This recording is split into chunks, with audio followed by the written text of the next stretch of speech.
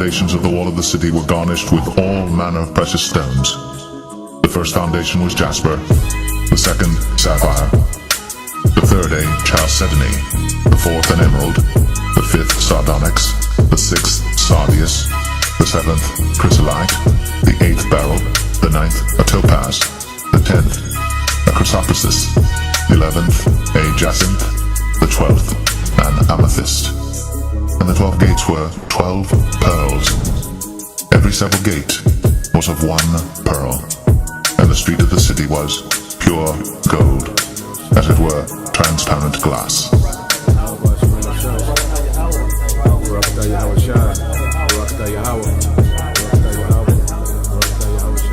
Isaiah 54.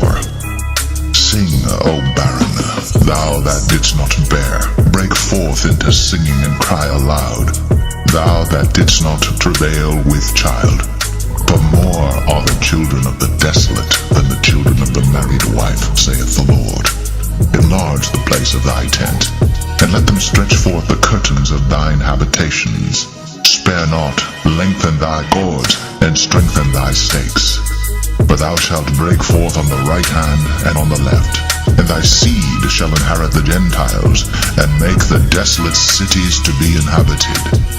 Fear not, for thou shalt not be ashamed, neither be thou confounded, for thou shalt not be put to shame.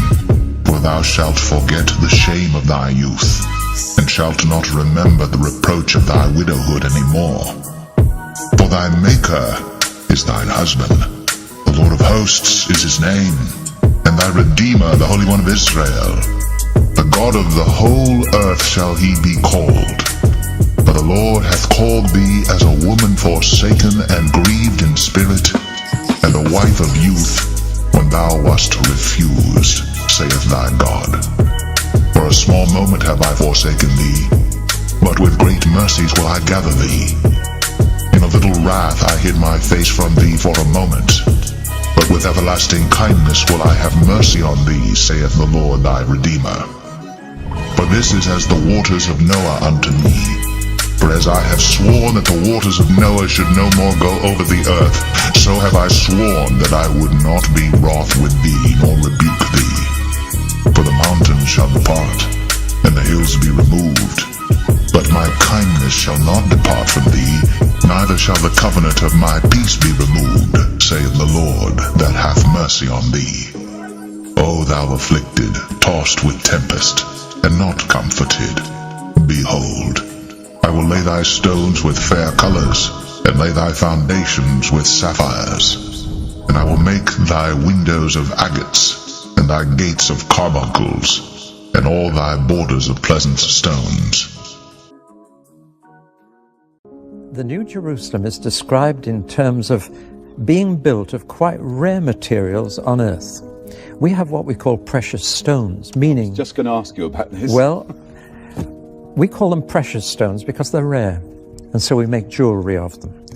And they're just very small supplies of them on earth. It's going to be quite different in the new world. Things that are rare here will be common there. And so the New Jerusalem, it's said, is built, made up of 12 precious stones that we would make into jewelry now. Now here's the fascinating thing, which to me is the final proof that that book is the Word of God, that it must be God-inspired. In the last generation only, we've discovered how to make purer light than we had before. Most light is bouncing around, waves crashing into each other, going in all directions, so that the light coming from that spotlight still lights this side of my face by reflecting off that tinsel up there. We're used to light coming at us from all directions. But we've now discovered how to send light in one direction. Laser light is the most common. You've seen laser light beams straight as a die. But we've also got what we call cross-polarized light. A polarized filter, if you can imagine, allows light through like that. But if you put another polarized filter at right angles to that, you've really got a very fine filter. If you take sunglasses and take one lens and put it at right angles to the other, it goes even darker. It only lets very straight light through. Now, people have taken jewels and precious stones and cut a very thin slice for microscopic purposes, and then shone cross-polarized light through them to see what happens, to put it very crudely, what happens to these precious stones in pure light. And one of two entirely different things happens with every jewel. The technical term, to give you a bit of science for a moment, is anisotropic jewels and isotropic jewels. Now what happens is this. Some jewels in pure light, whatever their color to begin with, they may be red, blue or green, turn into all the colors of the rainbow and the most fantastic patterns. Other precious stones in pure light lose all their color, just go black, look like a lump of coal dust. And it's only in this generation that people have discovered this unusual property. For example, diamonds in pure light are nothing. Did you get that, ladies? They're not Did you even hear that? Diamonds, nothing. They won't be there. No, so make the most of them here. Rubies, garnets, just lose everything. Emeralds. No, they keep it. Oh, good. There are other stones that are anisotropic and go into these beautiful colors. Now here's the fascinating thing. The 12 precious stones that God uses to build the New Jerusalem are all anisotropic. In pure light, they are all far more beautiful. And God doesn't touch the diamonds or the rubies. He doesn't build with them. Staggering. Now, let's just put on the screen a picture of these stones. Yeah. Look at the top 12 stones on this picture, and you'll see the stones of the New Jerusalem. Look at the 4 bottom ones at the bottom of the picture, and you'll see they're black, no attraction, whatever. Now then, who knew this 2,000 years ago? No scientist knew it. Nobody knew it. John the Apostle, writing down the book of Revelation as the Lord dictated it to him, he didn't know. Nobody knew except one person in the entire universe, and he knew, and that was God himself. Where is that written exactly? Revelation 21, Right. halfway through, and you'll find all the 12 stones listed there. And you can just imagine from the picture we've seen on the screen how beautiful the New Jerusalem is going to be.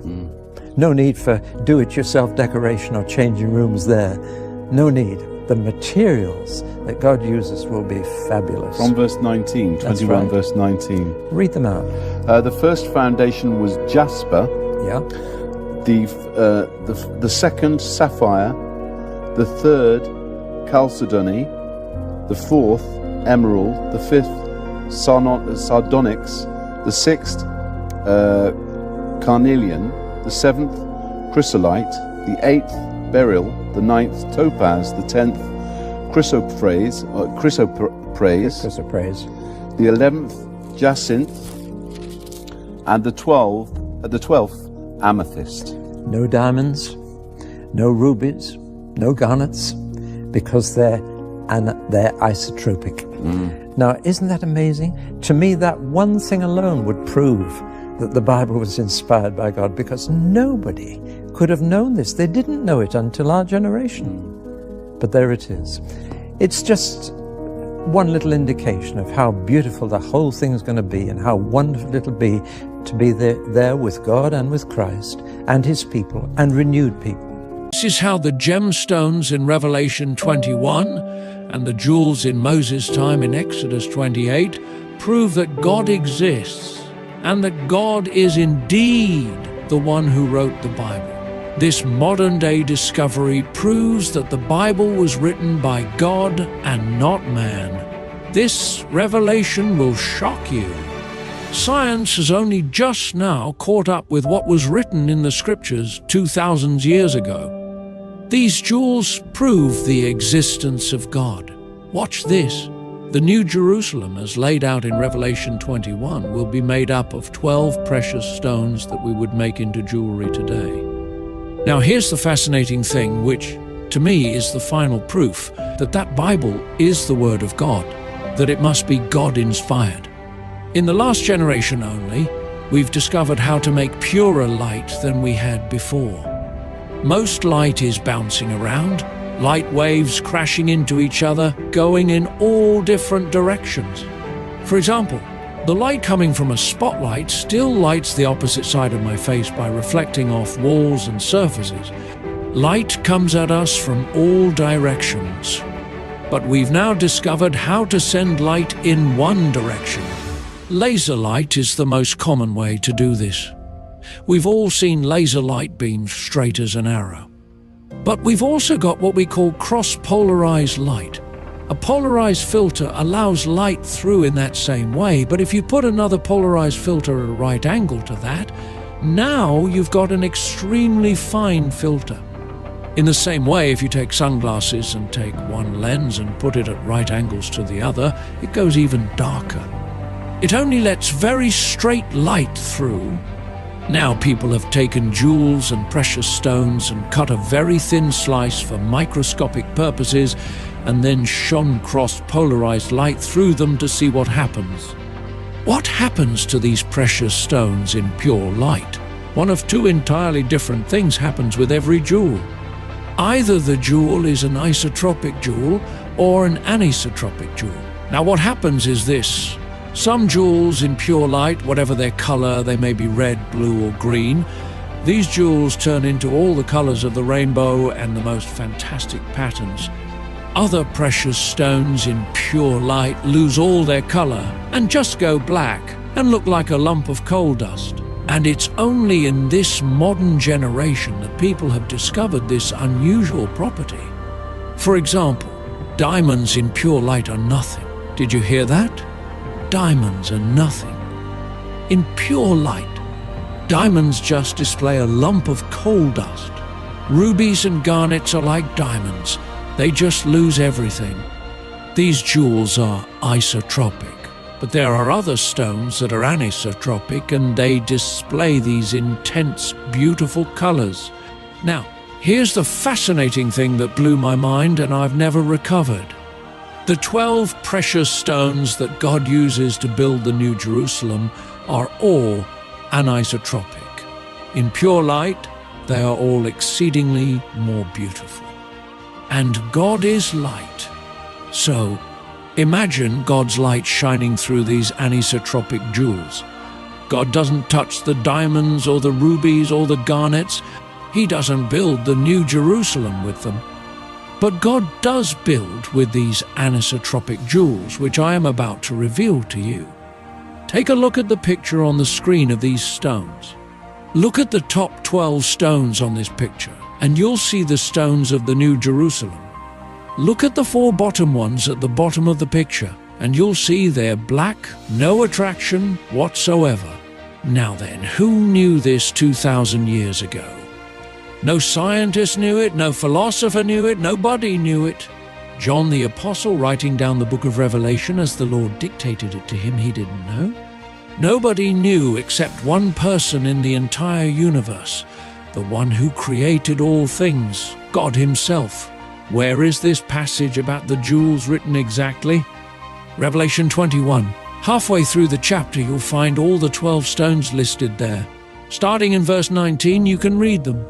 The first foundation was jasper, the second sapphire, the third chalcedony, the fourth emerald, the fifth sardonyx, the sixth carnelian, the seventh chrysolite, the eighth beryl, the ninth topaz, the 10th chrysoprase, the 11th jacinth, and the 12th amethyst.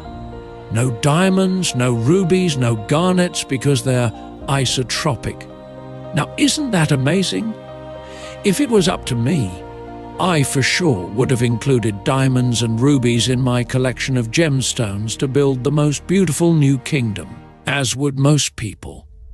On earth, husbands adorn their brides with diamonds because we all consider them some of the most beautiful jewels on the planet. But God has known the properties of diamonds and other isotropic gemstones all along. And God was his New Jerusalem to be an extraordinary kingdom of light displayed through the only jewels that will magnify the light. This one thing alone proves that the Bible was inspired by God because nobody could have known this. No one knew about this until our generation.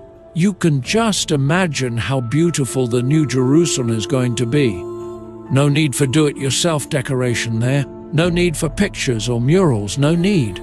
The materials that God uses will be far more than enough. Now, what's even more fascinating is that the jewels listed in Revelation 21, written by John 2,000 years ago, was not the first time we heard of these jewels. In order to find the original source of this particular collection of jewels, we need to go back 1,300 years before Christ, all the way back to the time of Moses. Back in Exodus 28, verse 17 through 21, God told Moses to write down the 12 gemstones that were to be on the breastplate of the high priest as he would minister in the tabernacle in the holy place. Exodus was written about 3,300 years ago. God set it up in such a way that the 12 gemstones on the priest's breastplate would represent the 12 tribes of Israel, just as the 12 gemstone foundations of the New Jerusalem represent the 12 apostles of the Lamb. Now, inside the tabernacle of Moses, it was completely dark, except for the light of the lampstand, the menorah. Imagine how the light from the menorah would pass through the gemstones on the priest's breastplate. What a sight to behold! But that is just a small glimpse of what the New Jerusalem will be, as the entire foundation of the kingdom will be made of gemstones reflecting the light of the glory of God.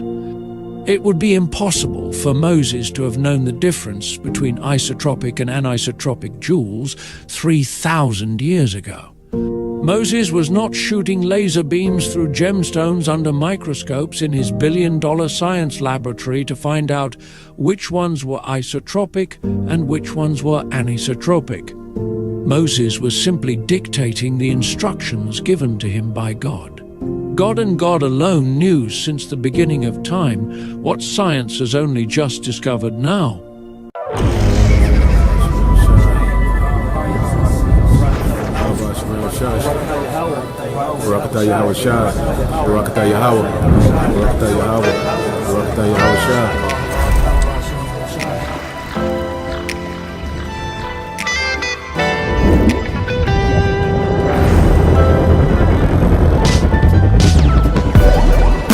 Revelation chapter 21, verse 18. And the building of the wall of it was of jasper, and the city was pure gold, like unto clear glass. And he carried me away in the spirit to a great and high mountain, and showed me that great city, the holy Jerusalem, descending out of heaven from God, having the glory of God. And her light was like unto a stone, most precious, even like a jasper stone, clear as crystal. It had a wall great and high, and had 12 gates, and at the gates 12 angels, and names written thereon, which are the names of the 12 tribes of the children of Israel. On the east 3 gates, on the north 3 gates, on the south 3 gates, and on the west 3 gates. And the wall of the city had 12 foundations, and in them the names of the 12 apostles of the Lamb. And he that talked with me had a golden reed to measure the city, and the gates thereof, and the wall thereof. And the city lieth 4 square, and the length is as large as the breadth. And he measured the city with the reed, 12,000 furlongs. The length and the breadth and the height of it are equal. And he measured the wall thereof, 144 cubits, according to the measure of a man, that is, of the angel. And the building of the wall of it was of jasper, and the city was pure gold, like unto clear glass. And the foundations of the wall of the city were garnished with all manner of precious stones. The first foundation was jasper, the second sapphire, the third chalcedony, the fourth an emerald, the fifth sardonyx, the sixth sardius, the seventh chrysolite, the eighth beryl, the ninth a topaz, the 10th a chrysoprasus, the 11th a jacinth, the 12th an amethyst. And the 12 gates were 12 pearls. Every several gate was of 1 pearl, and the street of the city was pure gold, as it were transparent glass.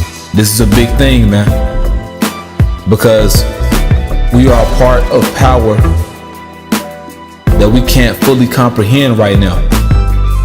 We are a part of something that's beyond this world, beyond this earthly realm, but it's going to be established on this earthly realm, on this earth. Okay? Because as it tells us in the Lord's Prayer, on earth as it is in heaven. Yes, our kingdom will be on the earth, but the order, the prestige and the honor, the majesty, but beginning with the order, that's coming from the heavens. And along with that, the glory. Okay? So what we're a part of is well worth it, man. Okay? It's more than worth